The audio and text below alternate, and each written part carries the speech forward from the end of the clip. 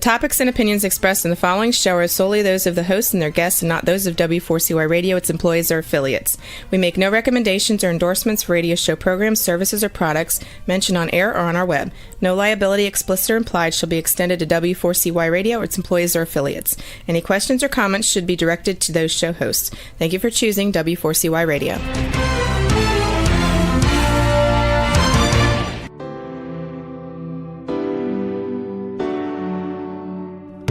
Welcome to the Legacy Leavers series on Success Secrets Exposed. Tune in live every Tuesday at 7 p.m. Eastern Time or Wednesday mornings in Australia on W4CY Radio and Talk4 TV. The series showcases experts, changemakers, and disruptors leaving a lasting legacy with those sharing their wisdom with the world.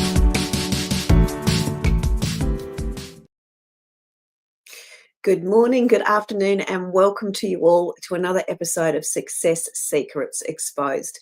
Today we're going to be talking about accelerating your success and not working alone with the surprising power of collaboration for solo professionals. Today I welcome David Chicane, host of the acclaimed Smashing the Plateau podcast and founder of the Smashing the Plateau community. Now, David specialises in guiding high-performance professionals through the transition of corporate careers to successful entrepreneurial journeys and ventures. Drawing on his own expertise of leaving a corporate role in 2006, he started his own consulting business, and David totally understands the challenges of self-employment and the importance of community support. And he emphasises that building a business isn't a solo endeavour and advocates for collaboration to achieve success.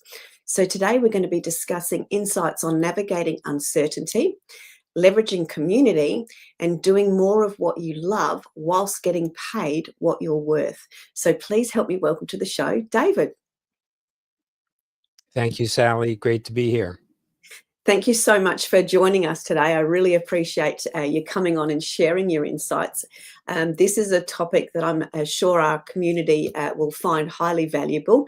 Many of them are escapees from corporate and get into that, up and down roller coaster ride of what the corporate and what the entrepreneurial journey is all about. So thank you so much for sharing these insights with us today. Now, I'd love for you to just sort of set the stage and share a little bit about what your escape from corporate career into entrepreneurial journey was a little bit for you, and what motivated you to take this transition at the time. Sure. So I worked as an employee for the first 28 years of my career. I started my career as an engineer, did that for a few years, and then went into the nonprofit sector, where I was in leadership and management roles for over 2 decades. And I got to know a lot of entrepreneurs along the way. And to me, having to fit into somebody else's box was constraining. And I really wanted to have more control over my career. The other thing that I saw happening, and it happened to me several times in my career, was involuntary exits from jobs, which means that you if your income is solely from employment, it means that your income is going from 100% to zero overnight. And then the day you walk into a new job, your income goes back up to 100% from zero overnight. So, you mentioned in the introduction this roller coaster of entrepreneurship. I think actually with employment, there's a bigger roller coaster, and it's more like, right? It's not so much a roller coaster. It's very jagged. It's like, straight up, across, straight down. Yeah, crash and burn almost. Yes. And it's very disconcerting. So that was another reason why I really wanted to be able to figure out the entrepreneurship thing. And I had friends who were entrepreneurs who one in particular, who kept trying to convince me to do what he did. He left corporate very early in his career and was an independent consultant and made it work for him. So I decided that the next time there was going to be a job change, I was going to go out on my own.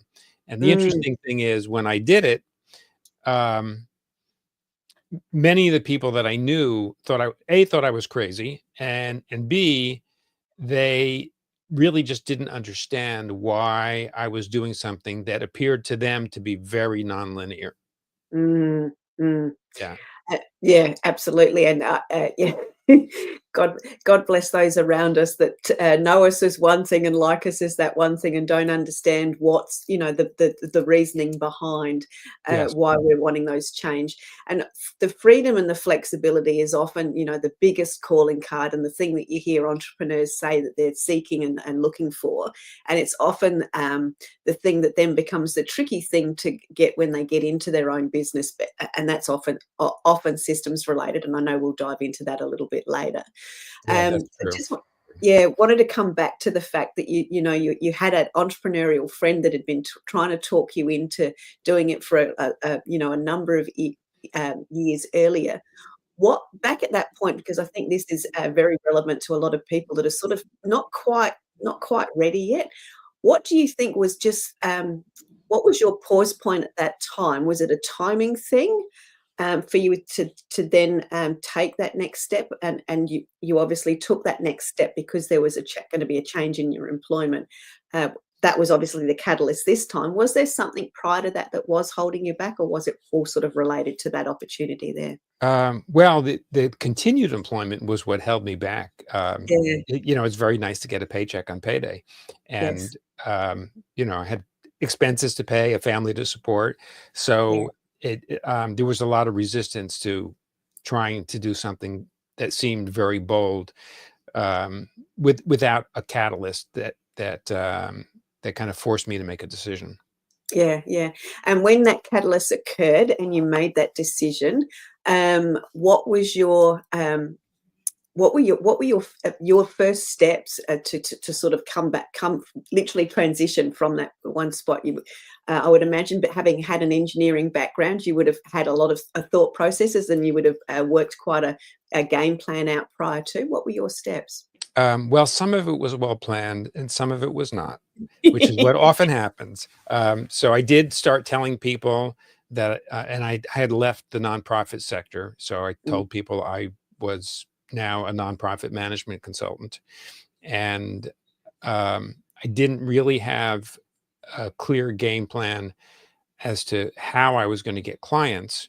But starting to tell people mm. was actually an important factor. And doing that actually led to inquiries that led to clients.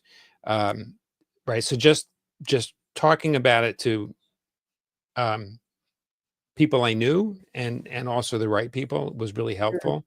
I did seek out um, some help from people who could be mentors. There Mm, was one in particular I had, um, about 2 years before I started my business. I had gone through an executive education program at, at at a business school, mm, and, I left, so I had relationships with the faculty, and I reached out to one of the faculty that members who I really respected, mm. and, we started meeting regularly for, for a cup of coffee or for lunch, um, so I could get some guidance. And he was super helpful, and also helped generate some leads for work. Yeah, brilliant. I think that there's two things that I've just picked up there that I look at from my own journey, which mirrors is very similar, and that is that you've actually you've actually started to share your new story. So if I think back to my days when I started to share what I was doing next, because I've always been asked, "Oh, what are you doing next?" Because as I've grown and evolved, so's my business. And I think that conversation of telling people what you're doing, and what the next steps for you are, and what you're excited about, and we talked about enthusiasm and excitement earlier. That makes a difference. That becomes engaging to your network. But there was also something else that you said there was that you actually sought out people that knew, had more information than you. So versus trying to work out how to do something, you've worked out who you could go to help you discover what it was, what your next steps were, and facilitate that in a faster process. Would that be a fair assessment? It's very fair, and it's very important. You can't be Yes. shy. You really do need to reach out to people Yeah. who know more than you do. That has always been something I've done in my life, and it Mm, has made a huge difference. So yeah. you need to figure out, who do you know who can be helpful, and keep in mind, you also want to be a resource for them. So this shouldn't be a Mm, one-way street. You should always offer to help them too, even when it seems like you might not be able to. You should always ask. I think yeah. it's the right thing to do. Yeah, and I think too, when it comes to it's not how, it's who. From a phrase perspective, often we've got our own inner genius. So you've sought somebody else out because of their inner genius and their ability to help you facilitate your thinking. Sometimes we don't realize that we actually have another inner genius that somebody else can see in us, and then as a result of them we can help. But it is that ability to also ask how you can serve, because often people will say, hey, look, I really love how you do blah blah blah, and it's something I can't do, and we sort of think that it's so easy and effortless, everybody can do it. But just by asking that question, you can really support each other from an ease of flow, etc. as well. Yeah, I want to add something else, Sally, which is Please. it can feel very daunting to be really public about what it is you're now promoting. Particularly if it's something that you've never done before, you don't have any track record doing. So Great I point. had lots of experience as a nonprofit manager, but I had never run a nonprofit management consulting business, right? So the fact that I'm saying I'm now running a nonprofit management consulting business where I started out on day one with 0 clients, that was pretty daunting. And Mm, I want people to realize that yes, it may seem scary to put yourself out there and say, and put a stake in the ground. This is what I'm now doing. This is what I stand for. mm, This is what I'm great at. These are the kinds of results I can deliver, when you actually don't have any track record yet delivering those results. So I just mm. want to recognize how daunting it can feel. Yeah, absolutely. So with that theme in mind, and that you've got your own vision, you're starting to talk the walk, but now you need to walk the talk. How did you find that process of getting the rungs on the board, so you've got that experience, and how was that? How did you do that? That's a significant transition, but it's one of many transitions when you're coming out of corporate into entrepreneurialism. How did you manage that, and how do you help your clients manage that? Yeah. So the first resource was my existing network, Yeah. and that was good to get things started. And I had a solid business by the end of the first year. Yeah. So right, so that worked. Second thing, a friend of mine who had left corporate after a long corporate career, not that much before me, invited me to come to a business networking event. And it was the first time I had gone to one of these very structured business Mhm. networking events. And I realized that it could potentially be beneficial. And I knew nothing about that kind of business networking. So that again also seemed kind of daunting. Scary, yeah. First time I had to get up and give a 60-second pitch in front of a room full of strangers. Yeah. Um, but that actually became a great resource, and Mhm. not only a source of business, but it also became a source of colleagues and friends that I Mhm. still have to this day. And this was almost 20 years ago. Oh, beautiful. Love that. Yeah. So that was the second step, network, and network, your network, and then finding new networks of business owners. And that really helped you, as you said, build that solid business over that 12-month period, and set you up for what became a very successful business. Yeah, it also became kind of a transition point, because Yeah. there were people in my new network who started asking me for help, and they were asking me for help in something that I wasn't quite pitching. So, as I mentioned, I said I was running a nonprofit management consulting business, and I was looking for nonprofit organizations that needed management help to be clients. But the people that I was meeting at these networking events were mostly small business owners, Mm. right? So they started asking me for help. And honestly, running an organization is running an organization. It doesn't really matter whether you're public, private, for-profit, not-for-profit. You're Mm. still dealing with people, processes, and systems, Yes. Yes. right? And finances. Mm. And those were areas where I had strengths, so I was able to help them. And then, there was more of that kind of work. Mm, mm.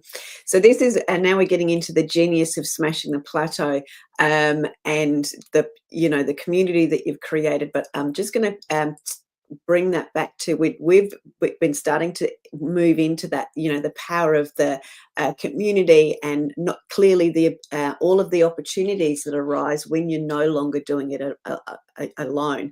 So you've started with your own network, then you found a beautiful community, and you're starting to get asked for help, and starting to see more opportunities for growth, or possibilities for income, revenue, and opportunities to sort of glide your consulting business in. So talk us through, we've been talking about the power of community, and I know that this has become a thing for you as it relates to the Smashing the Plateau. So talk us a little bit about what you saw as roadblocks for other people as it related to not having the community around, and then why you've actually started to create the community that you've created for people. Sure. So what I saw was, in these networking communities, they were mostly about marketing and sales. Yeah. And that's what they helped with. Yeah. But there were other aspects of running a business that they didn't help with. So I actually invited a handful of people who were part of this business networking group that I had joined to meet offline, separate from what we did in our weekly networking meetings, to talk about more substantive business issues. For example, we had one member of this small group that I helped form, that was a partner in a small professional service firm. There were five partners, and one of the partners was aging and showing some signs of dementia. And the other partners were, they had all started this firm together, like, I don't know, 20, 25 years earlier. And they were trying to figure out, they were all, good friends. They were trying to figure out how to deal with this kind of problem. This is not the kind of thing we would talk about in a business networking event. No. Right. But this was really important. And these kinds of conversations, we would meet, I think we were meeting once a week, and we would, have these kinds of conversations. So I saw that there were other ways that communities could be helpful to entrepreneurs, not just with marketing and sales. And I saw the gap. Shortly after that, I had a new client who said to me, and I started getting more people who were corporate refugees as clients. So that was beginning to be a theme. I had a new client who was a corporate refugee, who did an initial session with me and said that they wanted to work further, but really wanted to be in a group setting. And I had never thought about doing this as part of my business. What I had done with this small cohort, I was doing as a sort of, volunteer and a colleague. So I said, oh, that's an interesting idea. And I had a framework that I used with clients. It worked particularly well with corporate refugees. And I thought, it's an interesting idea. Well, and we talked about, like, what would be the minimum size for a group to be a group. And we agreed that if we could create a group of at least 3 people, that would be enough to get started. Yeah. So I started mentioning this to people I knew, and within a few months, there were 2 more people. And we started the first group, and the group grew, and that same group is still meeting 10 years later. Yeah. Wow. And that same person who was the trigger to get it off the ground is still part of it. Yeah.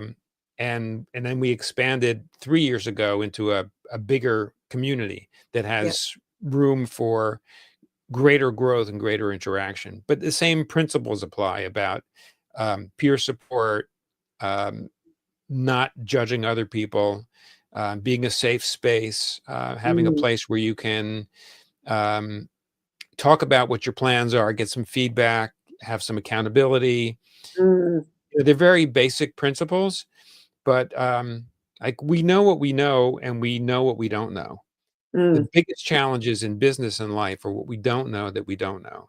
And that's Yes. really the power of sharing something that you're working on with a group, because other people are listening.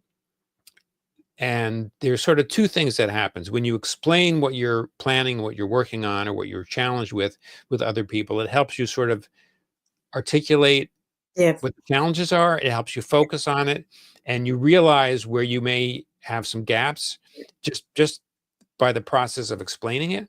And Yes. So then true. if you're getting quality feedback, again, that's Mm, non-judgmental in a safe space, it can help you avoid huge roadblocks. It can help you go mm, down rabbit holes where you're going to waste mm. time and waste money. And they can also help point out resources you might not know about that can be super helpful to Mm. help you overcome the challenges, help accelerate the success process. So they're like all these benefits of doing things in a safe space with like-minded people. Yeah, very much so. I'm just going to pause there in a minute and ask another question in a minute. But Ralph just popped a message in the chat for us. Is what is your advice on building your network when you are just starting out? I think you've probably answered it, but I'll let you answer it specifically for Ralph. Yeah, it's an interesting question, Ralph, because one of the things that I hear a lot from corporate refugees is, we all have our networks, Mm, particularly if you've been in the working world for, let's say, a decade, 2 decades, 3 decades, you have your network.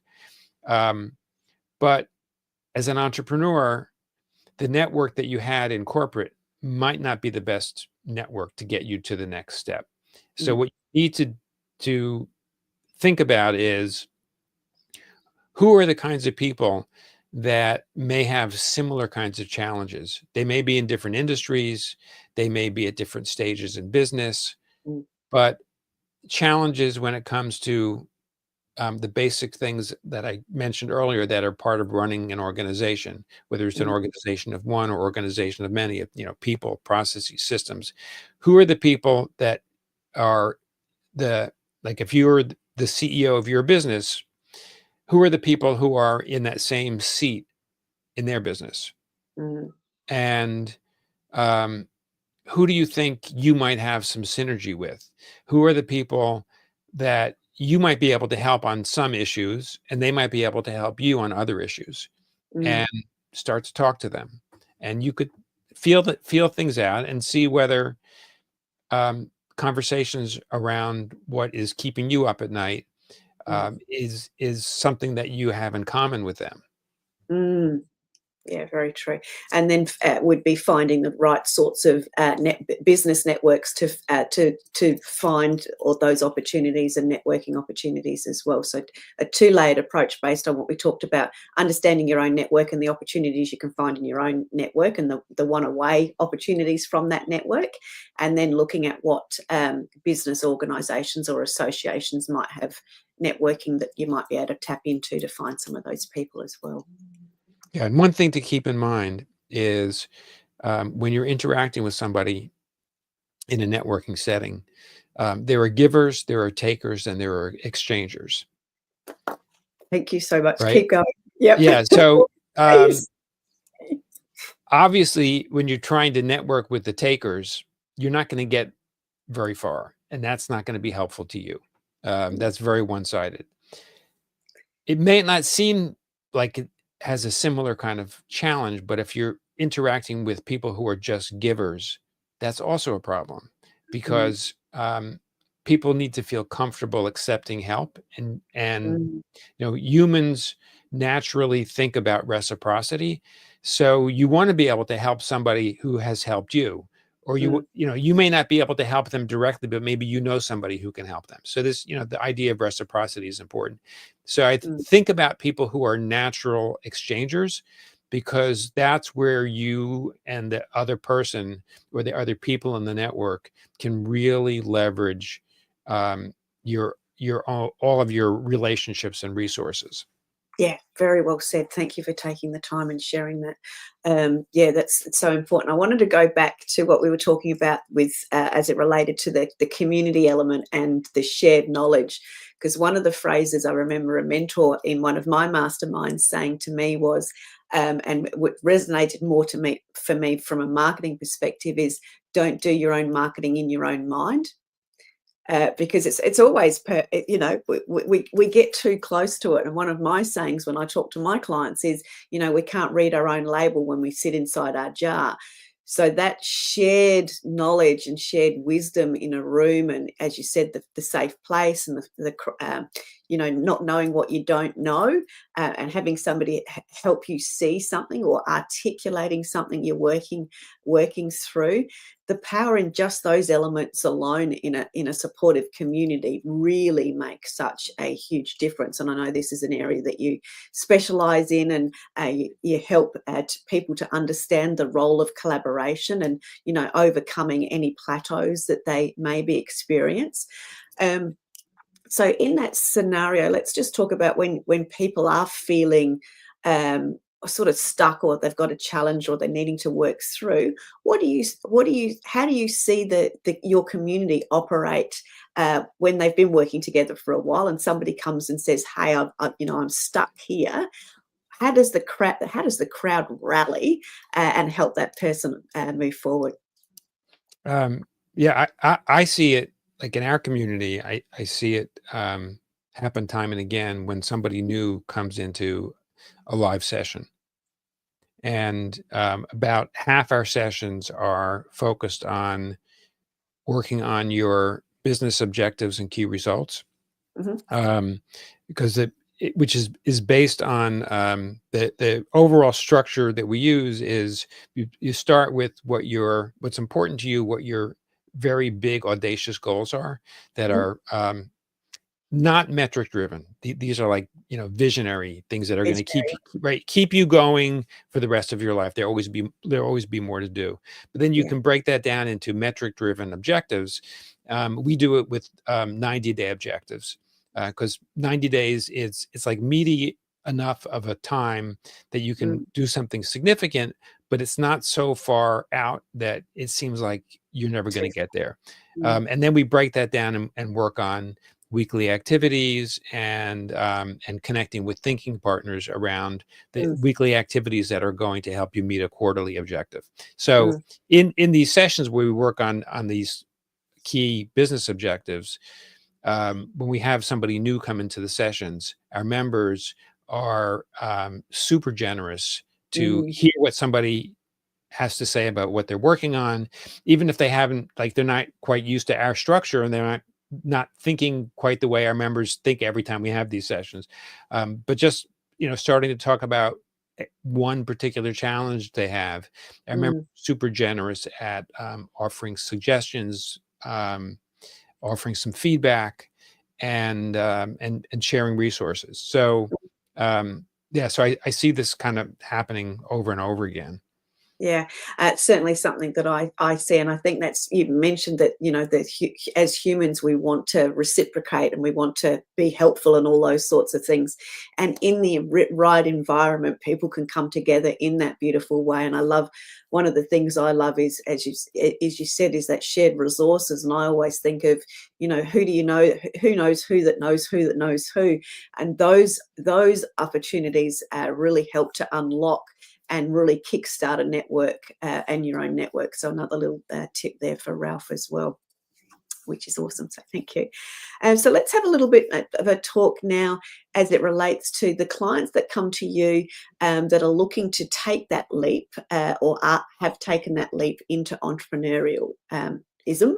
What advice do you give them from the get-go as it relates to their business structure and the people around and having the right people around them?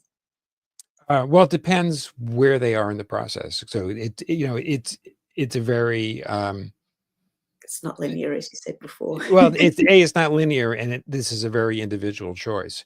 Yeah. So they've got to be really clear on what's important to them. Mm, Things like one of the exercises we use is imagine your ideal week. And we were talking earlier about flexibility. So imagine yes. your ideal week, and what does it look like? How much time are you going to spend working? How much time are you going to Mm, spend things that don't generate income? mm, Um, what it, so one of the traps that I see entrepreneurs fall into is particularly solo professionals. They they're the offering to clients, and so they unless they're actually doing work, then they're not getting paid, mm, right? So they may have given up a job where they were trading time for money, but they may have created a business where their business is also trading time for money. really. And Yeah. right, and even if you don't you don't bill by the hour, which is something I try to talk people out of all the time, because that is so limiting. But even if Mm, if your billing is if it's project based, or if if you have a monthly fee with mm, clients, but if you need to show up and do the work for you to get paid all the time, then that can also be self-limiting. You might end up boxing yourself in and then feeling like, oh, I left the corporate boss who I hated, and now I have a new boss who I hate even more, and that boss is me.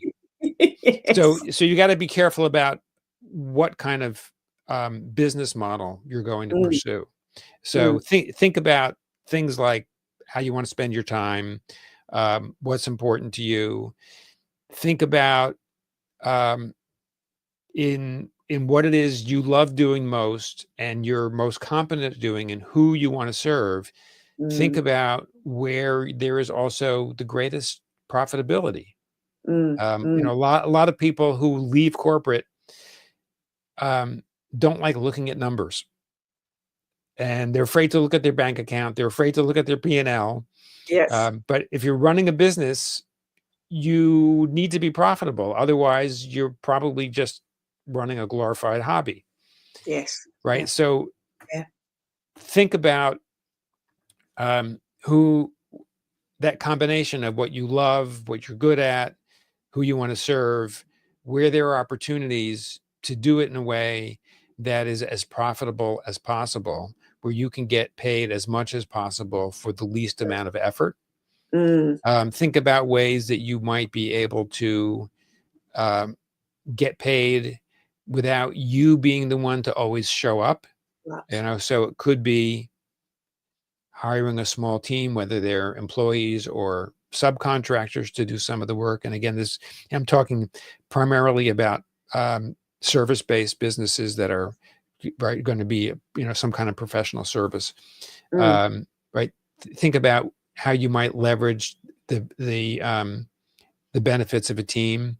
mm, Think about where you can create automation in your business. That's again, a way to be profitable. If for example, um, if you have a particular problem that you solve for clients over and over again, you have a framework that you use, mm, maybe there are pieces of the framework that you can create. You can create things that clients can work on their own without you. So you could mm, things like creating videos they could watch, or using worksheets, or having templates. yeah. Again, anytime you see that you're doing something repeatedly, that's an opportunity for automation. To And duplicate yourself. Yeah. right, and automation doesn't have to be some complicated tech thing. It's just find ways that some kind of system or other people can repeat the process so for that you. your ideal clients are getting great benefits, but you don't always have to show up to do the work. Yeah, I'm so glad you've shared that, because those simple automations are such a game changer, and because they're often so simple. And I know I'm saying so simple, and they're not quite that, that, but those really simple ones can be the real game changers. Those especially around the frameworks. Sorry, I can feel a rant coming on. Especially around frameworks. If you've got a framework, and everybody ends up having a framework, but just putting some simple automations in there, a form or a video with a form, or checklists or worksheets for clients. Who doesn't love a great checklist or a worksheet when you're trying to move your thinking along? We all love those things, and they actually are very, very simple things to create, which create huge opportunities for simple automations, which just really unlocks a whole lot of time and revenue generating opportunity for people. But they're the things that I often see super missed. So I'm glad that you raised that. So thank you. And I was going to come back to, you talked about a lot of the corporate refugees don't like doing finance, which I actually found a bit of a surprise, but also makes sense, because I then went, oh, guilty as charged. But there's also the other one that you see is that they don't want, I just want to be at the front of the room. I just want to be serving. I don't want to build out the systems. And I wanted to sort of circle back around the systems, because systems is the big thing that people go, oh, no, I know I need systems, but I don't know what systems they are. And I think when we call them systems, they seem big and overbearing. But if we bring it back down to those simple automations of how you can replicate and duplicate yourself with some of those things that can be the game changer, and added together create a beautiful system. So I was going to ask you, from a systems perspective, you've talked about automations, and I love that. Mm-hmm. Thank you. From a systems perspective, what are some of the pitfalls that you can just sort of highlight for people so they're aware of them as part of their journey as it relates to helping them have a profitable business? Another one is you could end up automating something too soon and go into a complicated automation. I've been guilty of doing that when I'm thinking through, I need I need to create an email sequence for onboarding, and it turns out that maybe there aren't as many new people to onboard, and then I realized that the email sequence is not quite right for the people that are coming in. It probably would have been simpler to just send out emails manually. And when I see that I'm actually using the same email over and over again multiple times, then it's time to put it into an email sequence. Yeah, well said. Yes. Yeah, very, very well said. I want to, there was this phrase that you had on your website, and I mentioned it earlier, and I'm just looking at my notes. Don't worry the joy out of things. Now, I wanted to bring that, and I'd love your insights to discuss that, because when I read that on your website, I went, oh my God, that's so good, because we see, in my own experience, and from my own experience and seeing others, we do get into a state when we get into our own business and we start our own journey at different milestones. We start to worry about things, and we do zap the joy out of the reason why we started it, the freedom and all those other things. So can you talk us through the meaning of that phrase to you, and what that how that relates to your community, and how you help people with that as well? Look, there's no question that running a business is hard work. Mm. If it were easier than being an employee, there would be more entrepreneurs and fewer employees. Yeah. And there are plenty of things to worry about. But there are also lots of reasons to be grateful. Yeah. Right? If you have your own business and you've created it so that you have control over your time, you have control over the kind of work that you do, you have some flexibility to suit your lifestyle. That's a lot of that is good reason to be grateful. And yes, there are no guarantees that business is going to continue the way it's going now. And every business has challenges, but if you only focus on the hard parts and you only worry about what might happen if, then you're not going to have fun. And Mm, if you're not enjoying what you're doing, then you might as well go back and get a job. yeah. I think too, coming back to the ability to create your own mess and your own nightmares in your own brain is one of the elements as an entrepreneur that I've certainly been guilty of, which is why that phrase resonated with me when I saw it. But I think too, this is the opportunity for people as it relates to joining a community like yours and Smashing the Plateau and having those people around them. You're do I dare say less in your head from a longevity point of view, and you've got those people, you've got those you as the confidant, and then the rest of the community that can actually help unpack that through sharing those issues in those sessions that you're creating as well. Yeah, and your friends in your community will talk you off the ledge when you're No, worrying too much, yes. right? Yeah. Because again, as you've said, Sally, they're independent of the challenges that you're Mm, facing, and they're not emotionally tied to your outcome. You're emotionally tied to your outcome. So so your worries are real to you. mm. Your worries are not real to them. They'll be Check. pretty, yeah, they'll be pretty independent about the way they think about what they're hearing from you.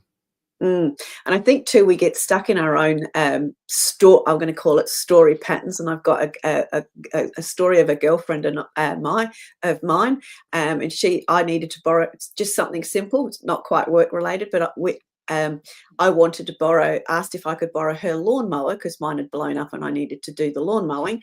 And she said to me, "Oh no, I can't get it in the handle. I can't get it in my car because of the handle." She's had this lawnmower for years. And I'm like, it would fit in in my brain. I'm going, but it would fit. No, it won't fit because of the handle. Now, her story was that the handle didn't slide up and down. And it's been her story and her reality for many, many years. But I sort of thought because my lawnmower handle went up and down, I assumed that her handle went up and down. So I said that to her. No, no, no, no, no, no, no. So I drove my car up there and used my car and slid her handle down. But it was just, her story was that the handle did not move and she didn't even consider that it could. But I sort of suspected it did because mine did. We just had to find the way. And I think that's how stuck we can get in our own stories and in our head. But when you've got the beautiful opportunity of collaborative partners and thinking partners, as you called them, it does unravel and move those dials a lot more. Yeah. Yeah. Can you give us an example of how you've seen that transform somebody within your community, just as we start to get towards the end? Sure.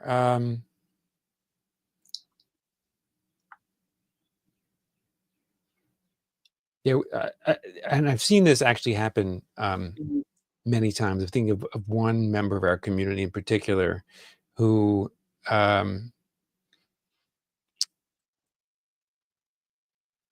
has relied on thinking partners in the community when it comes to negotiations.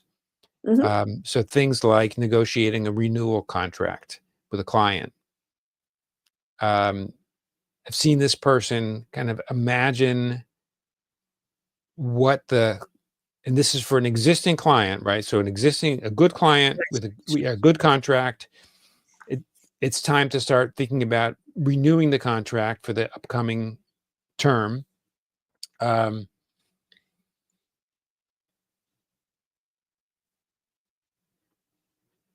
Things like I didn't hear back from them.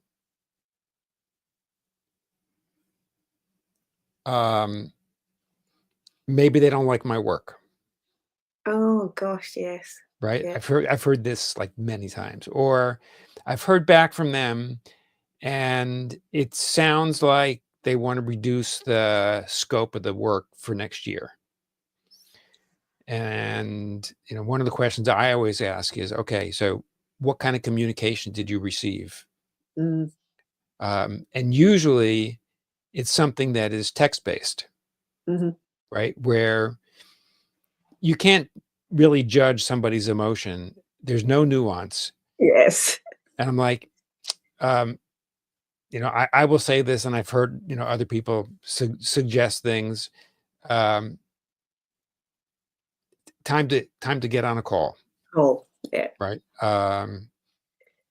Or like you haven't heard back. Do you have this person's phone number? Like nowadays, people don't think about making random phone calls. It's like, I guess it's considered bad etiquette. But like, you've been working with this person for how many years? You have their Yeah. phone number? Pick up the phone and call them. Maybe they didn't see your email. Mm. Or, you don't quite understand what they're seem to be implying about the potential scope of work in this renewal. Schedule a Zoom call or get on, make a phone call, say, I just, want to understand this better, and just ask some Mm. probing questions. Yeah. So these are the kinds of things, other people look at these communications, and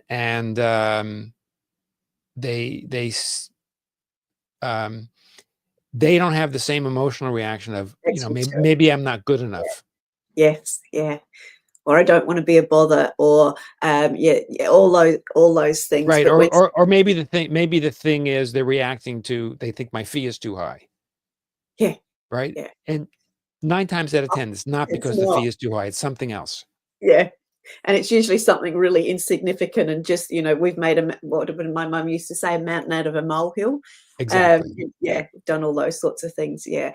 And that, I think, is the beautiful nature of a collaborative community, is that fresh eyes and fresh, unemotional, but really proactive opportunities for conversations to help you move forward faster. Yes. Yes. And by the way, the result of these kinds of interactions in the community, in this person's case in particular, has been a huge increase in revenue over time. Yeah, there you go. Yeah, yeah. That's I would say, in my case, it's getting myself out of my own way. So it sounds as though that's, relying on the other people and having that fresh eyes helps them have the right sort of forward movement. So looking ahead, what is next for Smashing the Plateau for your community, and what do you envision over the next 12 months for you in the community?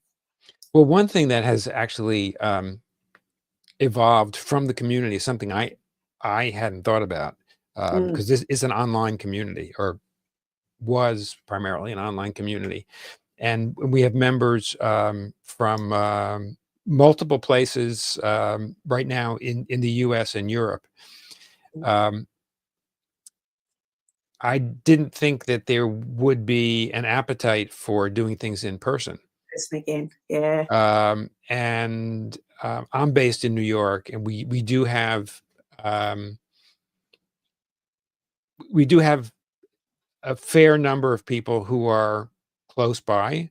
Yeah. Um, you know, a critical mass to do some things in person, and we also have coming to New York is attractive to those who don't live here. Yeah. Yeah, so we actually have one member who lives in Atlanta that was the trigger for our first in-person event last fall. Yeah. Um, and it was and this was created by the members. Mm. I helped facilitate it, but really they wanted it, they designed it, they created the agenda, they led the sessions, Love it. and yeah, we repeated it in January, and we're planning another one in June. So I guess this is going to be a regular thing. That sounds amazing. Yes. So that's something that, again, wasn't on my radar. Yeah. And isn't that the fundamental beauty of collaboration and collaborative spirits coming together?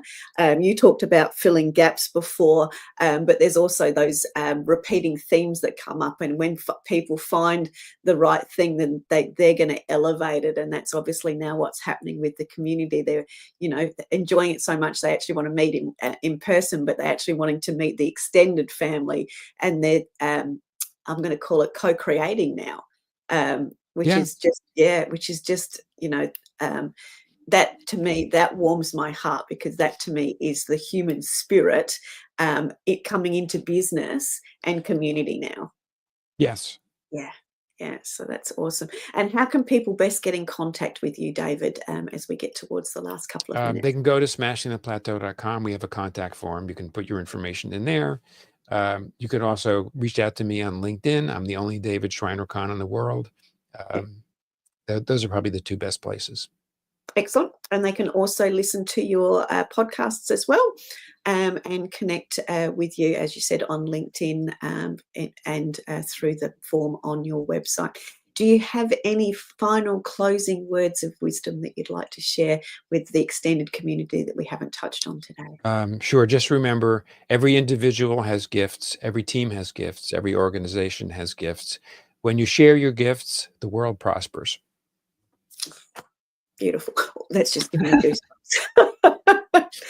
Thank you, David. Thank you, Sally. Been an absolute pleasure sharing with you, and sharing your wisdom with the world, which is what we love to do. Thank you very much for being on the show, and I look forward to sharing this episodes with our community and some sunbutts from our community over the next coming weeks. Again, thank you, David, and we'll look forward to seeing you all on another episode of Success Secrets Exposed. Till then, take care.